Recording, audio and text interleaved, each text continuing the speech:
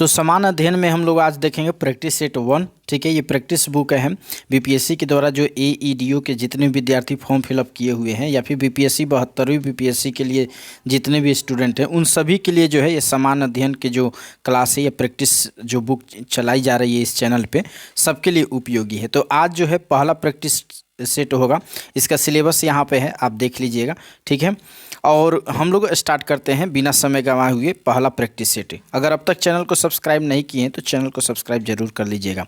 चलिए, पहला प्रश्न क्या कह रहा है। प्रश्न करे कि कुम्हार स्थल जो है संबंधित है, विकल्प दिया है पाटलिपुत्र से या चंपा से या फिर अंग से या फिर राजगीर से। अच्छा, इसके पीछे जो है 70 नंबर का हिंदी क्लास जो है आपका पहला प्रैक्टिस सेट अभी चला है 3 PM से, ध्यान रखिएगा 3 PM से चल रहा है और ये क्लास आपके 6 PM से आ रही है। तो डेली आपका यही टाइमिंग होगा, ये टाइम अपना रूटीन में डाल लीजिए।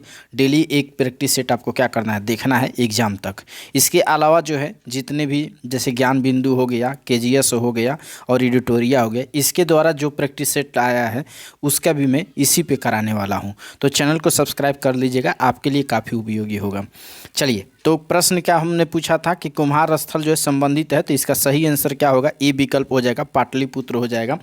दूसरा प्रश्न करें कि भारत सरकार का वित्तीय वर्ष चलता है, तो भारत सरकार का वित्तीय वर्ष चलता है, विकल्प दिया है 1 जनवरी से 31 दिसंबर तक, दूसरा दिया है 1 मार्च से 28-29 फरवरी और 1 अप्रैल से 31 मार्च, और डी में दिया है 1 फरवरी से 31 जनवरी तक। इसका सही आंसर हो जाएगा सी विकल्प हो जाएगा, 1 अप्रैल से जो है 31 मार्च तक चलता है।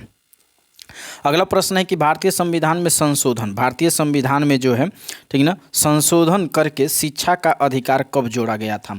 तो भारतीय संविधान में संशोधन करके शिक्षा का अधिकार जो है कब जोड़ा गया था। विकल्प दिया 1 अप्रैल 2010, 1 अगस्त 2010, 1 अक्टूबर 2010, 1 दिसंबर 2010।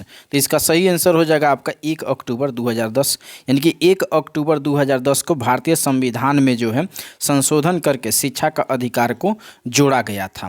और ये भी याद रखिएगा कि संसद के द्वारा जो है 4 अगस्त 2009 को इसको मंजूरी प्रदान की गई थी। चलिए, अगला प्रश्न है कि किस अनुच्छेद के अनुसार जो है भारत के राष्ट्रपति के द्वारा राष्ट्रीय आपातकाल की घोषणा की जा सकती है। तो अनुच्छेद 352 के अंतर्गत, अनुच्छेद 352 के अंतर्गत जो है राष्ट्रपति के द्वारा जो है राष्ट्रीय आपातकाल की घोषणा की जा सकती है, ये आपको याद रखना है। ठीक है, अगला प्रश्न, अच्छा ये भी प्रश्न पूछा जा सकता है कि ये जो अनुच्छेद 352 है ये किन किन आधारों पर लगाई जा सकती है, आपातकाल यानी कि राष्ट्रीय आपातकाल की घोषणा की जा सकती है।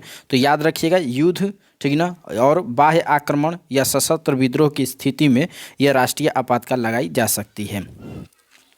अगला प्रश्न है कि जिस तारामंडल के तारे जो है ध्रुव तारों की ओर संकेत करते हैं वह है। तो ध्रुव तारों की ओर संकेत करते हैं वह कौन सा है, तो वह है आपका सप्तऋषि। याद रखना है, सप्तऋषि वह तारामंडल है जो ध्रुवों की ओर संकेत करते हैं। ठीक है, अगला प्रश्न है कि क्षेत्रफल के क्रम में जो है भारत के 3 बड़े राज्य हैं। क्षेत्रफल के क्रम में भारत के 3 बड़े राज्य हैं, राजस्थान, मध्य प्रदेश, महाराष्ट्र। राजस्थान, मध्य प्रदेश, महाराष्ट्र जो है क्षेत्रफल के क्रम में भारत के 3 बड़े राज्य हैं। अगला प्रश्न है कि भारत का प्रारंभिक इतिहास पुस्तक के लेखक कौन है। भारत का प्रारंभिक इतिहास लेखन का पुस्तक का जो है लेखक जो है V.A. स्मिथ हैं। कौन है, सॉरी V.A. स्मिथ। डी विकल्प क्या होगा, सही आंसर हो जाएगा V.A. स्मिथ भारत का प्रारंभिक इतिहास पुस्तक के लेखक हैं। अगला प्रश्न है कि बिहार प्रदेश जो है में तेजी से विकास करने वाला उद्योग है। तो बिहार प्रदेश में तेजी से विकास करने वाला उद्योग जो है आपका खाद्य प्रसंस्करण है, दुग्ध उत्पादन है, चीनी है। ठीक ना, ये जो है यानी कि एक से अधिक होगा। ठीक ना, तो ई विकल्प क्या होगा, सही हो जाएगा। चूँकि हम जानते हैं बिहार जो है कृषि पर 80% निर्भर है, इसलिए कृषि आधारित उद्योग बिहार में सबसे अधिक है। ठीक है, अगले प्रश्न की तरफ चलते हैं। अगला प्रश्न क्या कह रहा है, बिहार में जो है 1937 में गठित प्रथम भारतीय मंत्रिमंडल का नेतृत्व किसने किया था? तो किसने किया था? याद रखना है, मद्रास यूनुस ने, सॉरी मोहम्मद यूनुस, माफ़ कीजिएगा, मोहम्मद यूनुस ने जो है बिहार में 1937 में गठित प्रथम भारतीय मंत्रिमंडल का नेतृत्व किया था। ठीक है, अगला प्रश्न है कि पटना लॉन्ग का जो है गांधी मैदान के रूप में नामकरण कब किया गया? ठीक है ना, तो इसका नामकरण जो है भारत के स्वतंत्रता के अवसर पर की गई थी। तो डी विकल्प क्या होगा? सही आंसर होगा, यानी भारत के स्वतंत्रता के अवसर पर जो है पटना लॉन्ग का जो है गांधी मैदान के रूप में नामकरण किया गया था। बिरसा मुंडा को जो है सोते हुए पकड़ा गया था। तो बिरसा मुंडा को सोते हुए पकड़ा गया था तो 3 मार्च, याद रखना है 3 मार्च 1900 को, 3 मार्च 1900 को, चूँकि विकल्प में ये आपका नहीं है, ठीक है ना, 1900 को विकल्प में ये नहीं है तो इसलिए ई विकल्प क्या होगा? सही हो जाएगा। सब फरवरी दिया हुआ है इसलिए विकल्प में नहीं है। ठीक है, तो ई विकल्प होगा उपरोक्त में से कोई नहीं। 3 मार्च 1900 को आपको याद रखना है।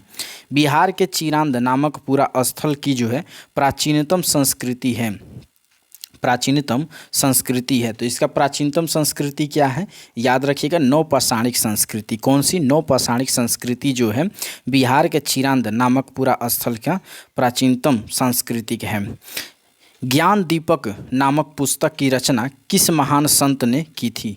किस महान संत ने की थी? याद रखना है, दरिया साहब ने किया था। किसने?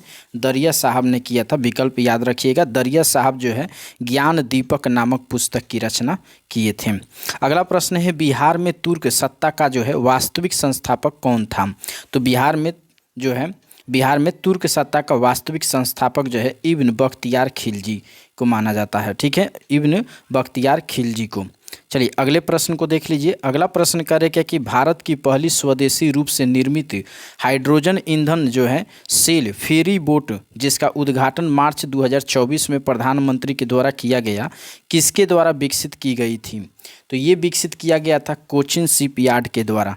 कोचिन शिपयार्ड लिमिटेड के द्वारा जो है भारत की पहली स्वदेशी रूप से निर्मित हाइड्रोजन ईंधन सेल फेरी बोट जिसका उद्घाटन मार्च 2024 में प्रधानमंत्री के द्वारा किया गया था। ठीक है, तो ये हो जाएगा आपका कोचिन शिपयार्ड लिमिटेड। अगला प्रश्न है कि उत्तर भारत का जो है पहला मानव डीएनए बैंक 30 मार्च 2024 को कहाँ स्थापित किया गया? तो ये स्थापित किया गया है आपका बनारस हिंदू विश्वविद्यालय में। ठीक है, बीएचयू में। ठीक है, ये कहाँ है? तो यूपी में है, ये आपको याद रखना है। चलिए अगला प्रश्न को देख लेते हैं। अगला प्रश्न क्या कह रहा है? वह एंजाइम जो हमारे मुंह में जो है भोजन के साथ मिलता है, वह एंजाइम जो हमारे मुंह में भोजन के साथ मिलता है तो ए माइलेज है। सी विकल्प इसका क्या होगा? सही आंसर हो जाएगा। अगला प्रश्न है कि लीची का खाद्य भाग है, लीची का खाद्य भाग कौन सा है? तो लीची के खाद्य भाग जो है एरिल कहलाता है। क्या कहलाता है? यानी खाने योग्य भाग जो है एरिल कहलाता है। अगला क्वेश्चन है कि पौधों में जो है प्रदीप्ति कालिता की खोज करने वाला है, यानी कि प्रदीप्ति कालिता की खोज किस करने वाला है पौधों में? ठीक ना, तो ये कौन किया था? ये किया था आपका गार्नर और एलार्ड ने किया था। गार्नर और एलार्ड ने किया था। एस्टोमेटा पत्तियों में जो है पत्तियों की सतह पर छोटे छोटे छिद्र होते हैं जिनके द्वारा पौधे ग्रहण करते हैं। तो पौधे ग्रहण करते हैं तो कार्बन डाइऑक्साइड। याद रखिएगा, एस्टोमेटा पत्तियों की सतह पर जो है छोटे छोटे छिद्र होते हैं जिनके द्वारा पौधे ग्रहण करते हैं कार्बन डाइऑक्साइड। ठीक है, सेरोलॉजी निम्न का अध्ययन है। सेरोलॉजी किसका अध्ययन है बताना है। तो सेरोलॉजी जो है छिपकलियों का अध्ययन को सेरोलॉजी कहते हैं। अगला प्रश्न है कि यदि एक जो है जीवाणिक कोशिका प्रत्येक 15 मिनट में विभक्त होती है तो 2 घंटे में कितने जीवाणिक निर्मित होंगे? तो 256, ये याद रखना है। अगला प्रश्न है कि पौधों एवं पशु कोशिका में जो है अंतर निम्न में से किस संरचना से स्पष्ट होता है? तो किस संरचना से स्पष्ट होता है? याद रखना है आपका कोशिका भीति से स्पष्ट होता है। अगला प्रश्न है कि कोल्ड कंडीशन में जो है स्थित नॉन डिकम्पोजेबल रहने वाले जो है आर्टिफिशियल स्वीटनर निम्नलिखित में से कौन सा है? आर्टिफिशियल स्वीटनर निम्नलिखित में से कौन सा है? तो एस्पार्टेम याद रखना है, एस्पार्टेम। सी विकल्प इसका क्या होगा, सही आंसर होगा। कमरे के ताप पर जो है द्रव्य स्थिति में रहने वाले धातु का नाम बताइए। कमरे की स्थिति पर, तो इसका आंसर हो जाएगा पारा। ठीक है, याद रखिएगा पारा। लोहे का जो है विशुद्ध रूप क्या है, तो पीटवा लोहा जो है विशुद्ध रूप है, ये आपको याद रखना है। ठीक है, अगला प्रश्न को देख लीजिए क्या कह रहा है, 27 नंबर को देखते हैं। ब्लीचिंग पाउडर का रासायनिक नाम क्या है।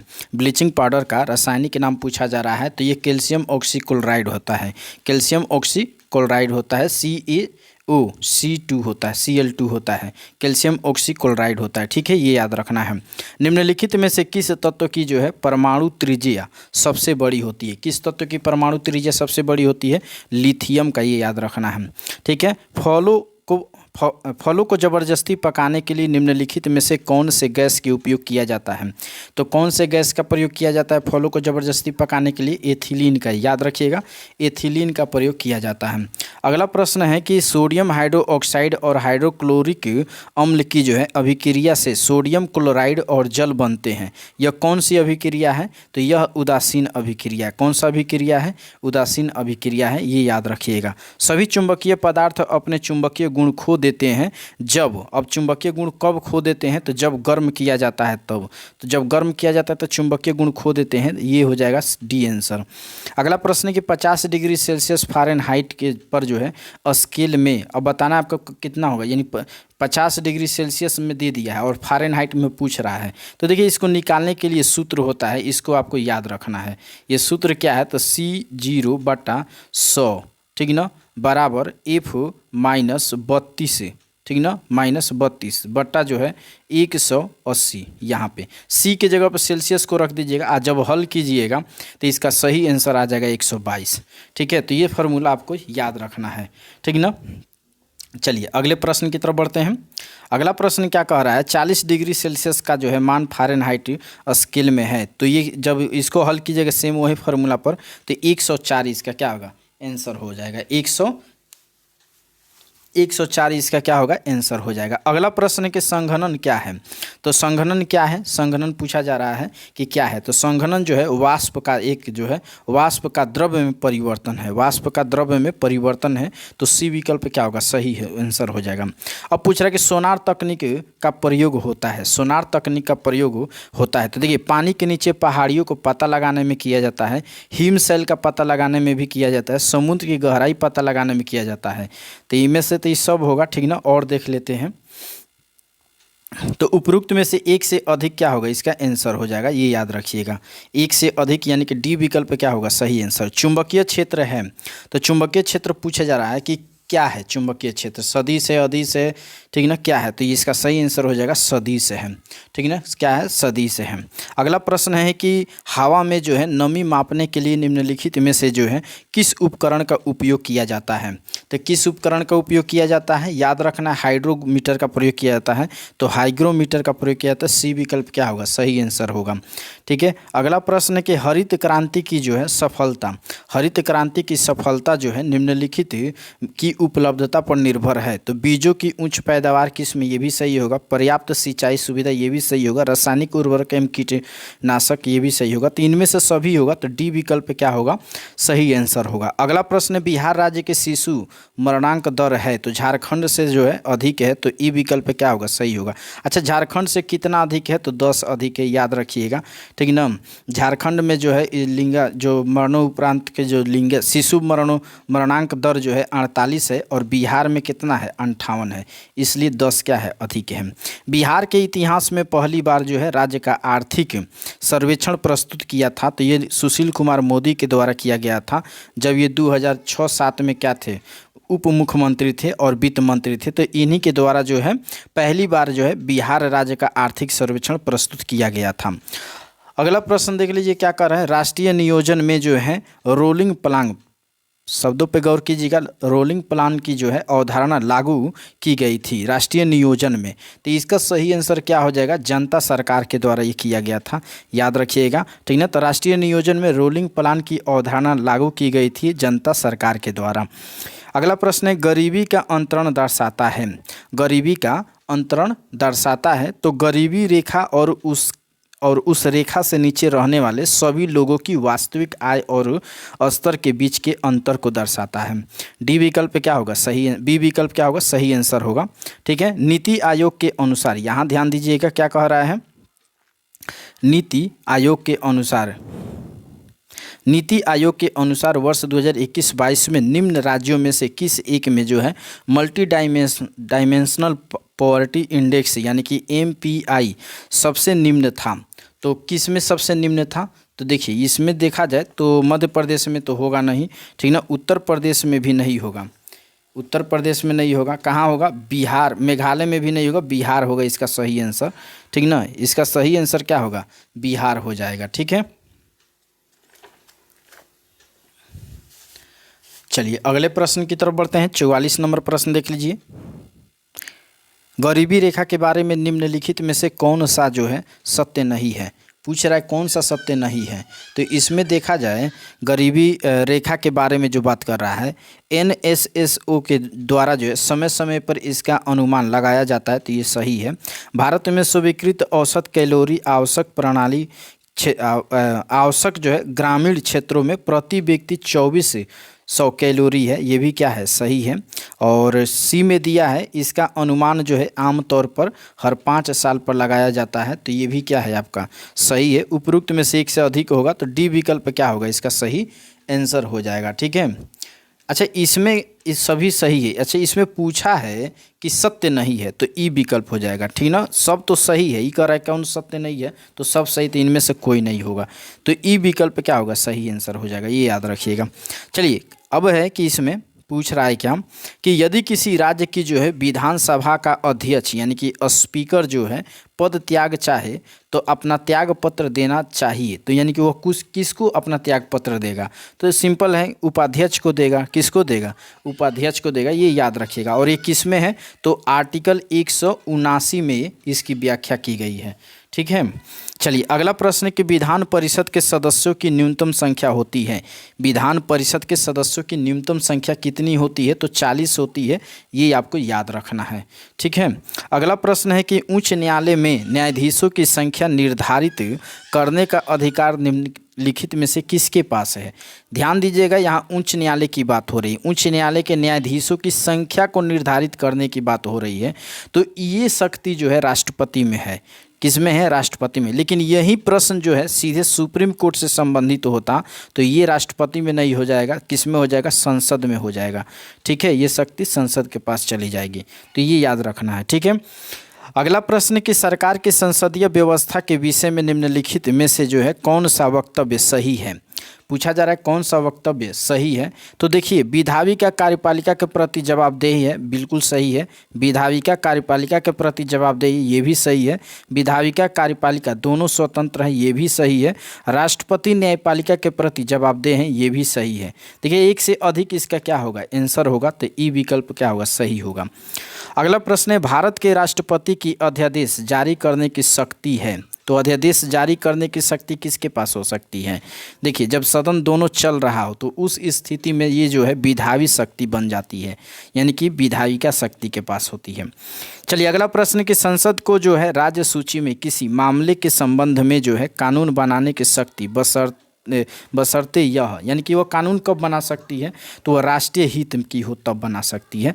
प्रश्न को फिर से समझ लीजिएगा, संसद को जो है राज्य सूची की बात कर रहा है कि अगर राज्य सूची के संबंध में कोई कानून बनाना हो तो वह कब बना सकती है, जब चूंकि राज्य के विषय है तो वह तभी बना सकती है जब राष्ट्रीय हित में वह मुद्दा हो।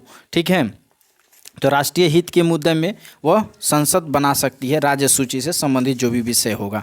ठीक है, नेक्स्ट प्रश्न को देख लेते हैं। अगला प्रश्न क्या कह रहा है, अगला प्रश्न करके कि उच्चतम न्यायालय की जो है व्यवस्था के अनुसार निजी भवनों के ऊपर राष्ट्रीय ध्वज को जो है फहराना, ठीक ना, के तहत जो है हर नागरिक का मौलिक अधिकार है। किसके तहत अधिकार है, तो संविधान के अनुच्छेद 19(1)(a) के तहत, याद रखिएगा। हर व्यक्ति अपने मकान पर क्या कर सकता है, झंडा फहरा सकता है। और यह किस आर्टिकल में है, तो आर्टिकल 19(1) सब क्लोज ए में है। ठीक है, चलिए, निम्नलिखित में से कौन सा जो है, अगला प्रश्न देखिए, निम्नलिखित में से कौन सा जो है एक मानव अधिकार भारतीय संविधान के अंतर्गत मौलिक अधिकार भी है। तो इसका सही आंसर हो जाएगा आपका सी, यानी कि शिक्षा का अधिकार। शिक्षा का अधिकार, शिक्षा के अधिकार को ही जो है इसी में 6 वर्ष से लेकर के 14 वर्ष तक, ये याद रखना है, 6 वर्ष से लेकर के 14 वर्ष तक के बच्चों को निःशुल्क शिक्षा देने की बात की गई थी। और यह 86वां संविधान संशोधन 2002 में हुआ था, जो शिक्षा को मौलिक अधिकार घोषित किया गया था। चलिए, अगला प्रश्न को देख लेते हैं। भारत के संविधान का निम्न में से जो है कौन सा अनुच्छेद प्रेस की स्वतंत्रता से संबंधित है। तो प्रेस की स्वतंत्रता से संबंधित अनुच्छेद 19 है, ये आपको याद रखना है।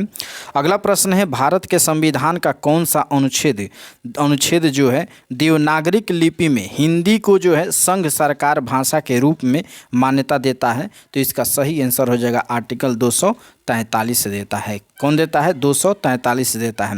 भारतीय संविधान का कौन सा अनुच्छेद जो है संवैधानिक प्रावधानों की जो है संघीय संसद या फिर राज्य विधान या फिर राज्यपालिका द्वारा जो है बनाए गए नियम या कानूनों पर प्राथमिकता जो है प्रदान करता है। तो इसका सही आंसर हो जाएगा आपका 245। 245 भारतीय संविधान का जो है संवैधानिक प्रावधानों की संघीय संसद या फिर राज्य विधान पालिकाओं द्वारा जो है बनाए गए नियम या कानूनों पर प्राथमिकता प्रदान करता है, ये याद रखना है। चलिए, अगले प्रश्न को देख लीजिए। भारतीय संविधान की 8वीं अनुसूची वर्णित है, यानी कि भारतीय संविधान की 8वीं अनुसूची में क्या वर्णित है? तो भाषाओं के बारे में वर्णित किया गया है। तो डी विकल्प इसका क्या होगा? सही आंसर हो जाएगा। ग्लोबल वार्मिंग के लिए जिम्मेदार क्या है? तो ग्लोबल वार्मिंग के लिए कार्बन डाइऑक्साइड क्या है? जिम्मेदार है। तो डी विकल्प इसका क्या होगा? सही आंसर हो जाएगा। ठीक है ना। निम्नलिखित राष्ट्रीय उद्यान में कौन सा जो है एक सही सुमेलित नहीं है? तो यहाँ पर दिया हुआ है आपका, अच्छा सुमेलित पूछ रहा है, नहीं है तो बलपक्रम जो है मेघालय, ये बिल्कुल सही है। और पन्ना, ये देखिए बिहार का रहा है, ये बिहार नहीं होगा, एमपी यानी कि मध्य प्रदेश में है। ठीक ना, मध्य प्रदेश में। अगले देख लेते हैं।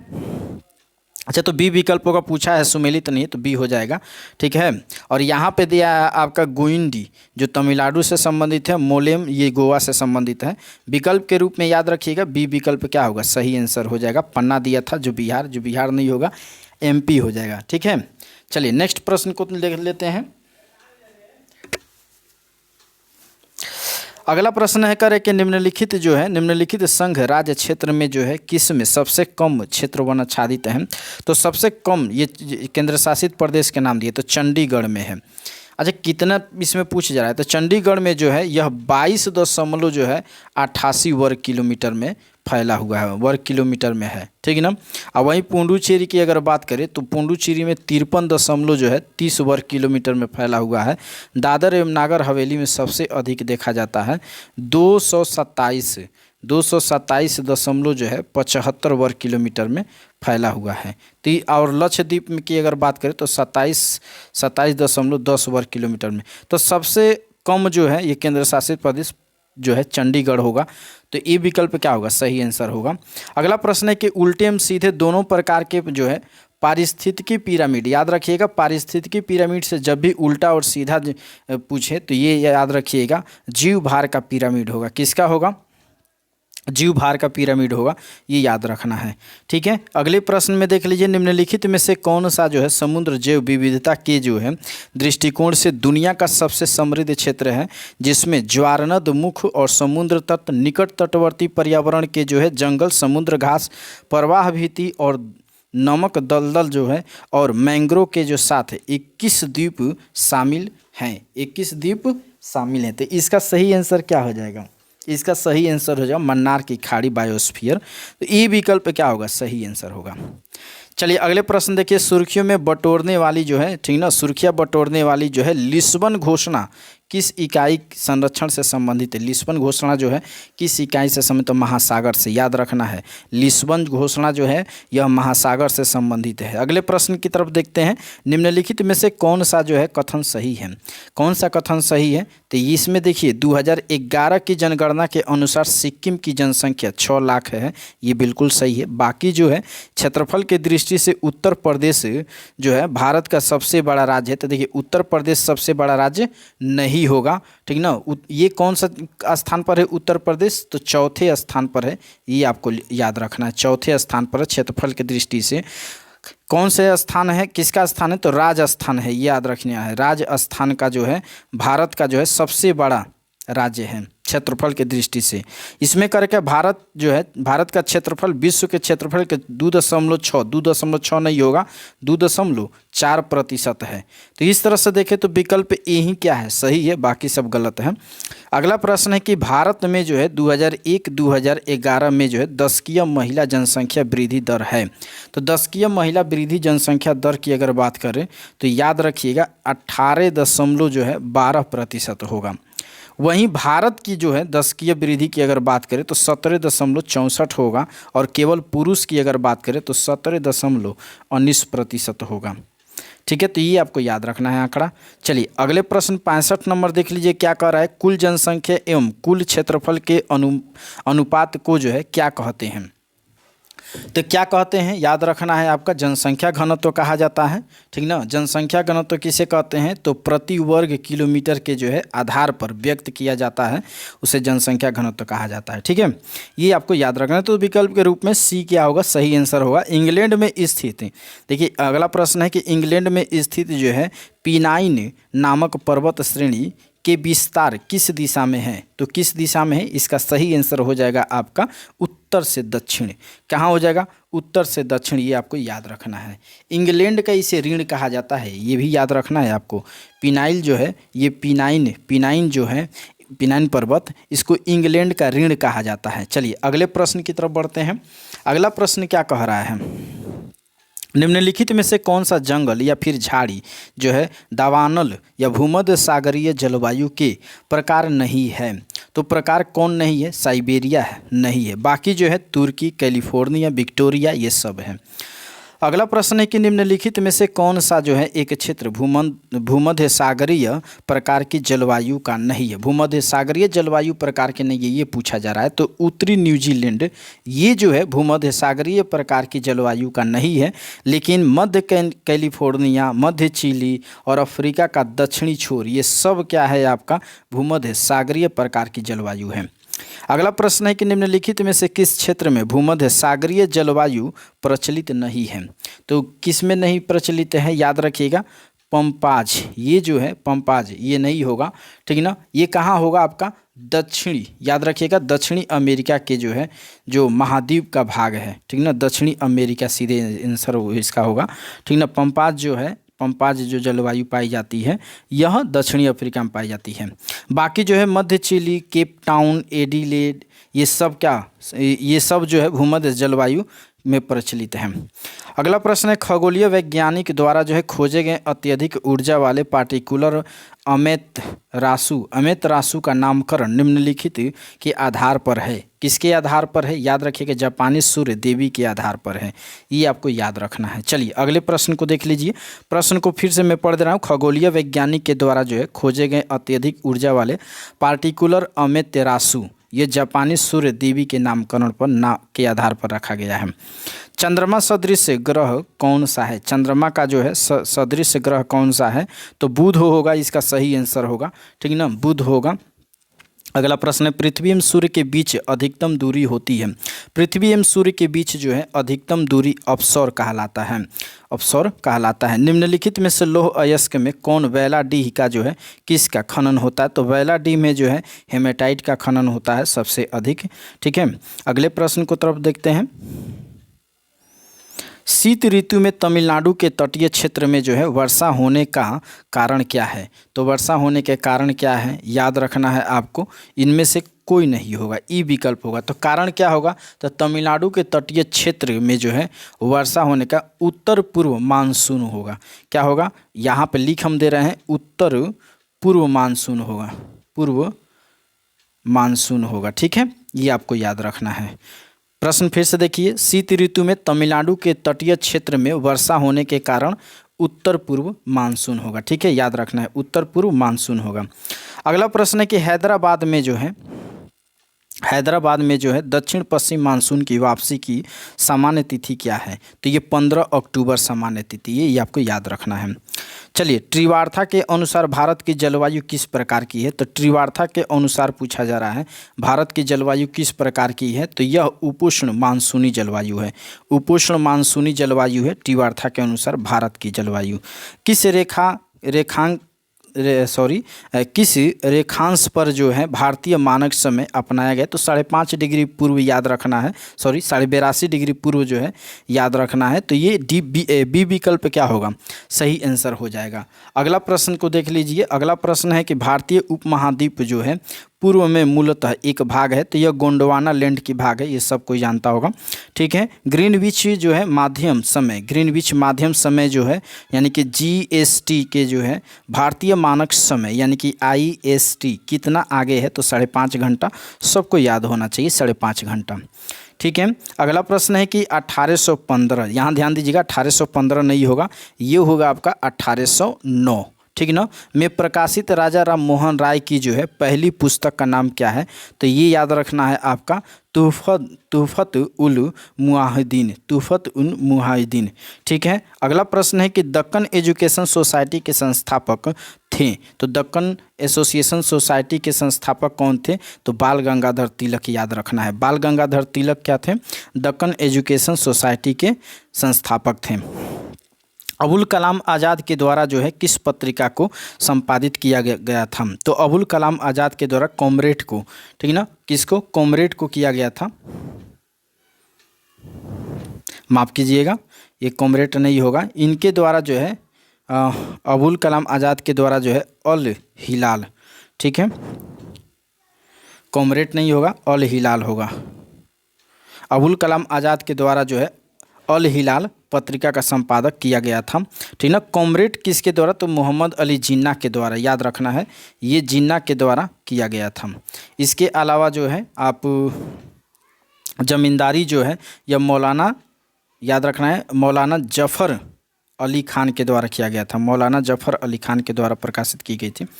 तो विकल्प में सी विकल्प क्या होगा? सही आंसर हो जाएगा। ठीक है, चलिए अगले प्रश्न को देख लेते हैं। इनमें से कौन जो है वंदे मातरम समाचार पत्र के संपादक थे? यहाँ ध्यान रखिएगा, वंदे मातरम समाचार पत्र के संस्थापक कौन थे? तो अरविंद घोष, याद रखना है। कौन थे? अरविंद घोष थे। ठीक ना,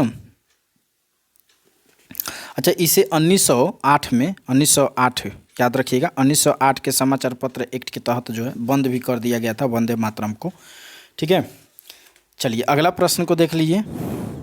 अगला प्रश्न क्या रखा है? किस वर्ष जो है लॉर्ड लिटन ने जो है भाषाई आधार पर प्रेस की जो है स्वतंत्रता को प्रतिबंधित कर दिया था? तो ये किस वर्ष किया था? 1878 में किया गया था, याद रखना है। 1857 ईस्वी के विद्रोह के जो है एक नेता कुंवर सिंह जो है किस स्थान से संबंधित थे? तो ये जगदीशपुर बिहार से संबंधित थे। और अगला प्रश्न, 1857 के विद्रोह के समय दिल्ली का जो है प्रभारी अंग्रेज अधिकारी कौन था? तो प्रभारी अंग्रेज अधिकारी को पूछ रहा है, ये ध्यान रखिएगा। तो इस तरह के भी प्रश्न पूछे जा सकते हैं। तो ये थे लेफ्टिनेंट हडसन और निकोलसन, ये दोनों थे। ठीक ना, तो इस तरह से एक से अधिक हो जाएगा, तो ई विकल्प क्या होगा? सही आंसर होगा। चलिए अगले प्रश्न को देख लीजिए। इनमें से किसने 1857 में जो है विद्रोहियों को जो है धोखा दिया था? किसने विद्रोहियों को धोखा दिया था? 1857 में विद्रोहियों को जो है किसने धोखा दिया था? तो ये धोखा देने वाले विश्वनाथ दुबे थे। कौन थे? विश्वनाथ दुबे थे। शेरशाह की जो है भूलगान व्यवस्था की निम्नलिखित में से किससे तुलना की जा सकती है? तो इसकी तुलना जो है रैयतवाड़ी व्यवस्था से की जा सकती है।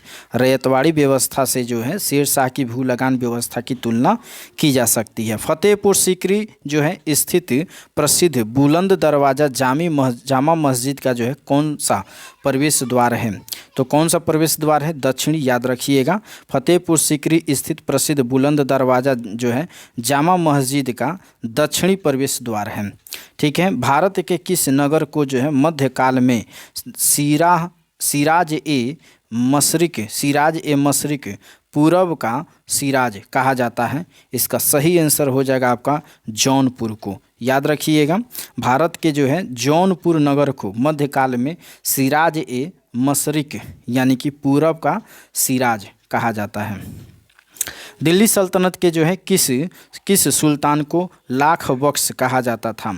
दिल्ली सल्तनत के किस सुल्तान को लाख बख्श की उपाधि दी गई थी? तो कुतुबुद्दीन ऐबक को दी गई थी, ये आपको याद रखना है। इनमें से किस दिल्ली सल्तनत के शासक ने जो है कुतुबुद्दीन के पास, कुतुब मीनार के पास जो है हौज ए शम्मी का निर्माण करवाया था? तो ये हौज ए शम्मी का निर्माण इल्तुतमिश ने कराया था। इल्तुतमिश जो है दिल्ली सल्तनत के शासक था और इसने कुतुब मीनार के पास हौज ए शम्मी का निर्माण कराया था। अगला प्रश्न को देख लेते हैं। विग्रहराज चतुर्थ ने अजमेर की 2.5 दिन का झोपड़ा नामक मस्जिद के पहले जो है किसका निर्माण किया था? ठीक ना, विग्रह राज फोर्थ यानी कि चौथा ने जो है अजमेर की 2.5 दिन की झोपड़ा जो है नामक मस्जिद के पहले किसका निर्माण किया था? तो ये निर्माण किया था किसका? याद रखिएगा, कॉलेज का निर्माण किया था। किसका? कॉलेज का निर्माण किया था। चलिए अगला प्रश्न है कि ऐहोल में जो है दुर्गा मंदिर का निर्माण हुआ था, तो चालुक्यों के काल में हुआ था, ये याद रखना है। सिंधु घाटी के लोग थे, तो सिंधु घाटी के लोग क्या थे? शाकाहारी और मांसाहारी दोनों प्रकार के थे, तो सी विकल्प क्या होगा? सही आंसर हो जाएगा। चनहुदरो जो है हड़प्पा संस्कृति से संबंधित एक स्थल जो स्थित है, तो यह स्थित है सिंधु में स्थित है। कहाँ स्थित है?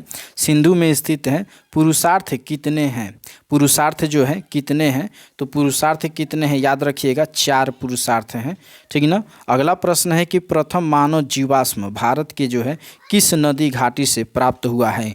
तो यह प्राप्त हुआ है नर्मदा नदी घाटी से। कहाँ से? नर्मदा नदी घाटी से। भारत में जो है पशुपालन एवं कृषि के जो है प्राचीनतम साक्ष्य प्राप्त हुए हैं, तो ये साक्ष्य प्राप्त हुए हैं मेहरगढ़ से प्राप्त हुए हैं, ये याद रखना है। अगला प्रश्न है कि निम्नलिखित में से कौन सा जो है कथन सही है? अब यहाँ पे जो है कथन दिया है हड़प्पा का जो है खनन 1921 में किया गया था, तो बिल्कुल सही है। और दूसरा करके वर्तमान में जो है हड़प्पा पाकिस्तान में है, तो ये भी क्या है? सही है। हड़प्पा ब्यास नदी के किनारे, ये क्या है? गलत है, रावी नदी होगा। ठीक ना। हड़प्पा के उत्खननकर्ता RD बनर्जी है, तो ये भी क्या है? आपका गलत है। तो 1 और 2 क्या है? इसमें पूछा है कि कौन सा सही है। ठीक ना। अच्छा यहाँ पे देखिए छत्रवाल जो है ताम्ररथ हड़प्पा से मिला, तो ये भी गलत है। तो 1 और 2 क्या है? सही है। ये विकल्प क्या होगा? सही आंसर हो जाएगा। तो इस तरह से हमने 100 प्रश्नों को यहाँ पे देख लिया और इसके आगे जो है हम लोग प्रैक्टिस सेट 2 देखेंगे। ठीक है, प्रैक्टिस सेट 2 देखेंगे। यहाँ पे सब सॉल्यूशन दिया हुआ है। इसका PDF आपको टेलीग्राम चैनल पे मिल जाएगा। डिस्क्रिप्शन में टेलीग्राम चैनल के लिंक दिया हूँ, वहाँ से आप ज़रूर PDF निकाल करके या फिर PDF डाउनलोड करके आप ज़रूर पढ़िएगा, याद कीजिएगा। ठीक है, मिलते हैं हम लोग नेक्स्ट प्रैक्टिस सेट के साथ में।